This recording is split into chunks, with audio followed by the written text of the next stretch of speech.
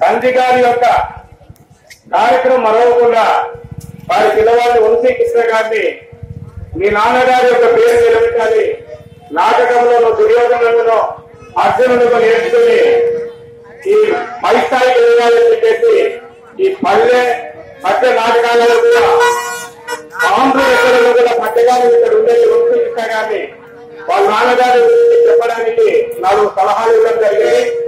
వారి యువకులు రావడం వల్ల నాటకాలు అంతరించిపోకుండా ముందుకు సాగుతుందని తెలియజేస్తూ ఇప్పుడు వంశీ కృష్ణ గారు వచ్చి వాళ్ళ నాన్నగారి గురించి చెప్పి ఒక 4 మాటలు చెప్పినట్లయితేనే తర్వాత వాళ్ళ మొదలవుతుంది.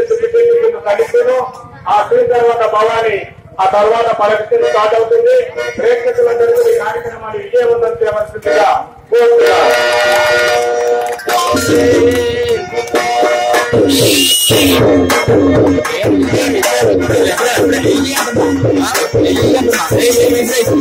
కోరుతున్నారు.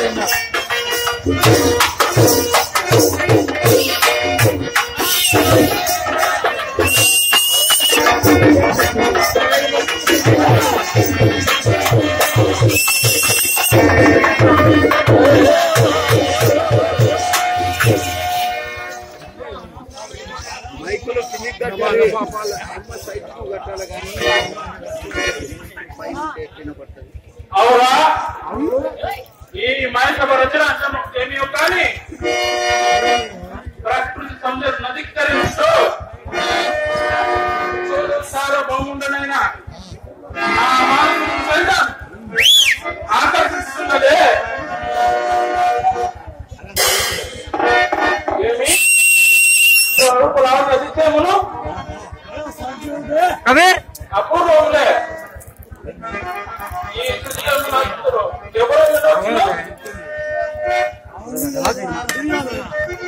పోయి మీరెవరు ప్రతివచనం పోయి మీరెవరు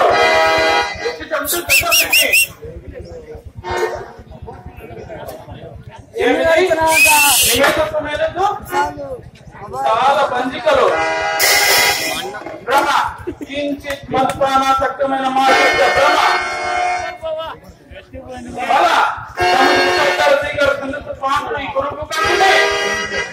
సంభావన సంభాషణ భూతనములు ధన్యము ధన్యము అప్పుడు నిర్మాణ శాస్త్ర బ్రహ్మ శిల్పశాస్త్ర మొదలమా ఆ బ్రహ్మస్థాని లేదు రాదు లేవచ్చును లేకపోవచ్చును. కానీ ఆ పాండవతులకు 50% లభించడం మాత్రము మాన ధనుమైన బాబండ్లకు ఉత్సాహము.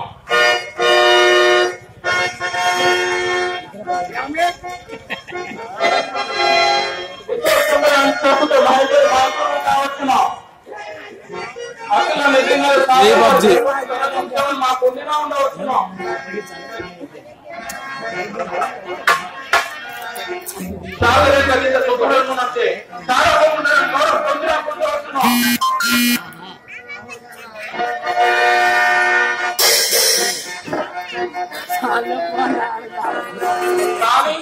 సభాభవనము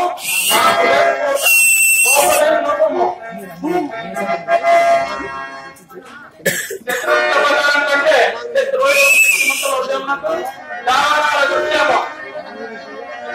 ఇక నేను ఉండరాదు.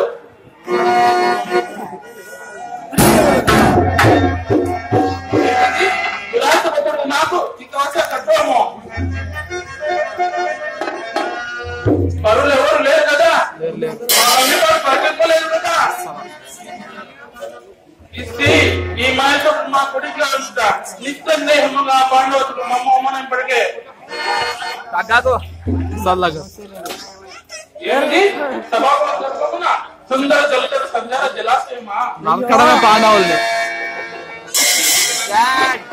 అంతా మాయవంతుగా పోవాలి.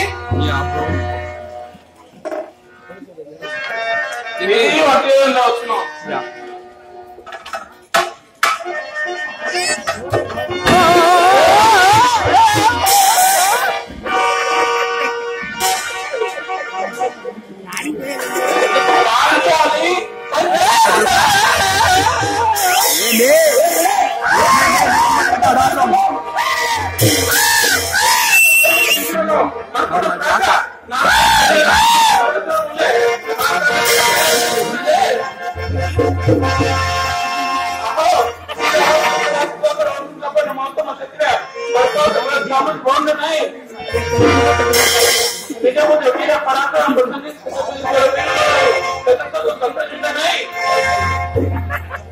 परमेश्वर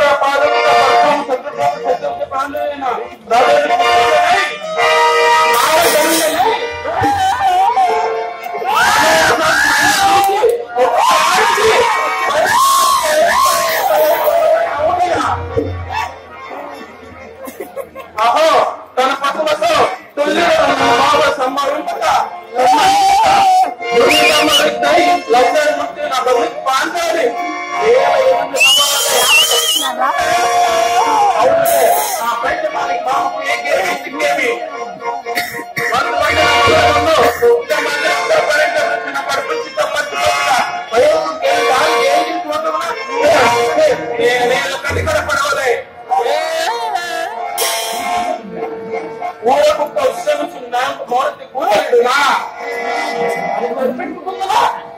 ఈ లోపల ఊరుకుండగా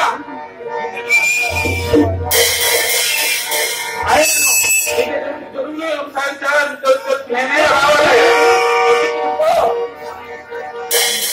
రత్నప్రభోపమైన సర్వత్ర భవనము మాకే రావాలి.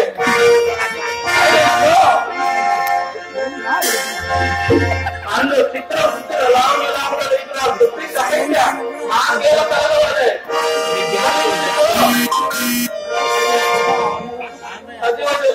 సొంతాల కాల వాళ్ళం జలాశయమేనా ఈ నేల స్థాయి మూడవలే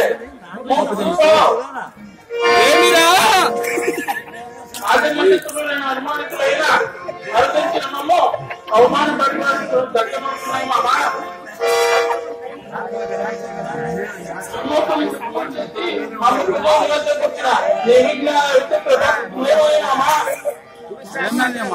पांचाली कृत अवमानम मानसिक नहीं परिस्थिति नहीं पर्याप्त मात्रమైన లేక పరిమితయా इसकी आधार पर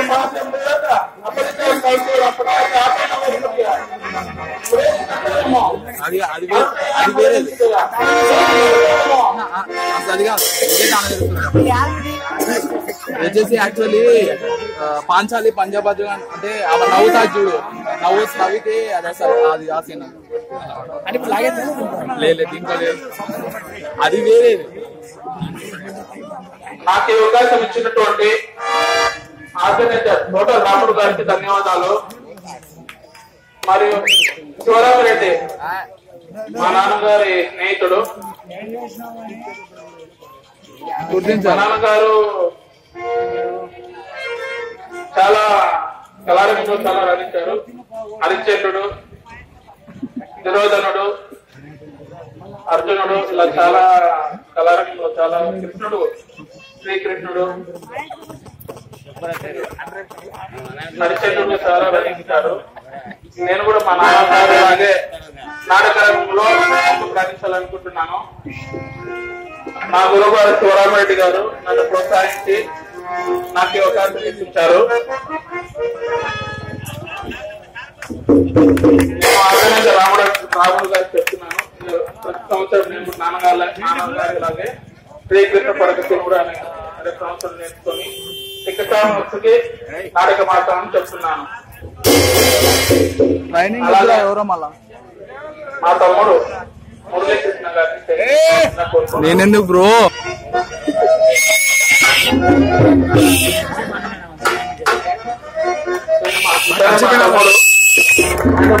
అక్క కూడా ఉంది. అక్క బెంగళూరులో జాబ్ చేస్తుంది.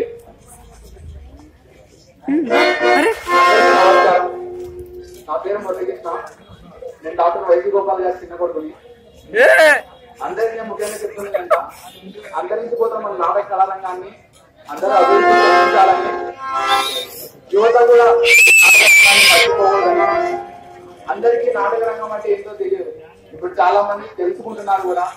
మనం ఇలా ఇట్లా ఇట్లా ఒట్టు జరుగుతున్నప్పుడు ఏమైనా చిన్నాలు చేస్తున్నప్పుడు ఖచ్చితంగా అక్కడ జరుగుతూ ఉంటాయి. మన యువత కూడా నాటక ఇప్పుడు సినిమాల్లో అవన్నీ వచ్చేస్తాయి. కానీ పురాణాలు అనేవి ఎవరికి తెలియదు. చాలా తక్కువ మంది తెలిసినాయి పురాణాలు. ఇప్పుడు చాలా మంది వచ్చిన వాళ్ళకు కూడా కనీసం ఇప్పుడు మా అన్న వేసినది ఏ నాటకము ఏ పాత్ర అనేది కూడా లేదు. అదే ఇలాంటి వాళ్ళు చాలా మన పురాణం ఏం జరిగింది, మన హిస్టరీ ఏంటనే తెలుసుకోవాలి. ఆ తెలుసుకున్న తర్వాత దాంట్లో నీతి ఏంటి, ఆ నీతి వల్ల మనకు పనికొచ్చేది ఏంటి అని మనం తెలుసుకోవాలి. మన ఊరికే చూడాలి కదా నీతి ఏంటి అని తెలుసుకొని దాన్ని అర్థం చేసుకొని దాన్ని పాటించాలి మనం. అందుకే పురాణాలు అన్నీ ఉన్నాయి. ఆ పురాణాల్లో చాలా మంది ఉన్నారు. ఆ పురాణాలు నేర్చుకొని అందరూ సంతోషించాలని నాన్నగారిని భరించుకుంటూ అమ్మ నాన్నగారిని భరించుకుంటూ అందరికి మంచి జరగాలని నాన్నగారి అమ్మగారి ఆత్మ సాధించాలని కోరుకుంటూ అందరికీ ధన్యవాదాలు.